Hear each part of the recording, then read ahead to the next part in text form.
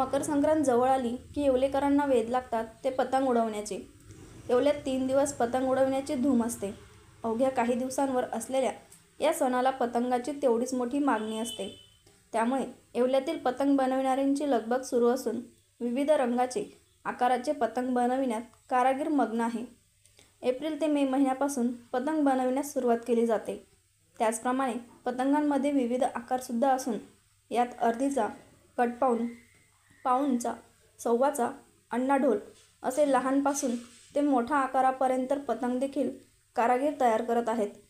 त्याचप्रमाणे येवला शहरात पतंग उडवण्यासाठी आसरी बनवण्याचे काम पण करण्यात येत आहे। बांबूच्या सहाय्याने आसरी बनविण्यात येते। 6 पाती, 8 पाती, 12 पाती अशा विविध आसरी बनविण्यात येत आहेत। पतंग बनवण्यासाठी आम्ही ते जून ते जुलै महिन्यापासून सुरुवात करतो। पतंगमध्ये अर्धीचा, पाऊणचा, सव्वाचा या पतंगाला जास्त मागणी असते। आमचा धुळे जिल्हा, नगर जिल्हा, नाशिक जिल्हा, अजून संभाजीनगर, काही अहिल्यानगर, अजून गुजरातचा काही भाग, MP मधले असे भरपूर ठिकाणचे आमच्याकडे कस्टमर होलसेल आणि रिटेल घेण्यासाठी येतात। यावर्षी जवळ 10 ते 20% मटेरियलची वाढ झालेली आहे, तरी पण ग्राहकांची मागणी भरपूर प्रमाणामध्ये। मी वैजापूरवरून आलो आहे इथे पतंग घ्यायला।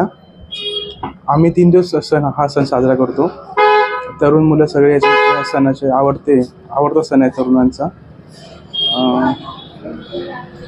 आणि आपल्या ह्या असं दुकानामध्ये सर्व प्रकारचे फॅन्सी पतंग मिळतात व आणि होलसेल रिटेल भावामध्ये मिळतात। नाशिकला राहिला आहे तर मी खास पतंगे खरेदी करण्यासाठी येवल्यामध्ये आलो। येवल्यामध्ये आल्यानंतर मला असं लक्षात आलं की येवल्यामध्ये पतंगी प्रेमींची इतकी म्हणजे ओढ आहे इथं, आणि 3 दिवस खूप इथं धूम असते का बुवा पूर्ण भारतामध्ये माझ्या मते येवल्यामध्येच खूप जास्त पतंग उडवतात असं माझ्या लक्षात आलं।